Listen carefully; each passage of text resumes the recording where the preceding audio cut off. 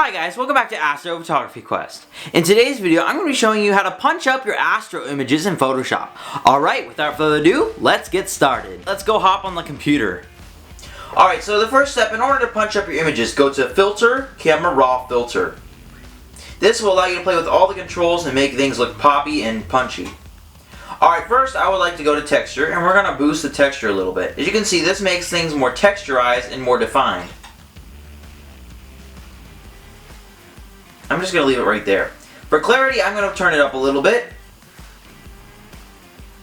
As you see, this brings the detail out more, makes the detail that is there a little more punchy. Texture just makes it more defined. For dehaze, I would not recommend doing this if you already stretch your image. The black point can allow you to turn up some detail and allow you to show some more detail. For the white point, I would recommend turning this down, especially if you have a bright core nebulae or if you're editing a galaxy. So turn down the whites if you're doing that. For shadows, I'm going to turn shadows off because often that helps hide some of the noise and hide some of the background and the light pollution.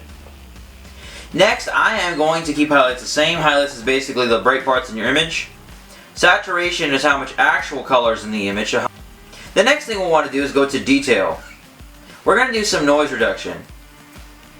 Noise reduction will help get rid of the noise, obviously, but you don't want to do too much because then you'll get rid of the detail as well. Then I'll do some sharpening to sharpen things up after we do noise reduction. And then we do some color noise reduction. Once you're done, as you can see, that's a big improvement. We went from this to this. Yep, as you can see, you can clearly see more detail and it looks a little bit more punchy. Alright guys, so that was just a very simple way to punch up your images.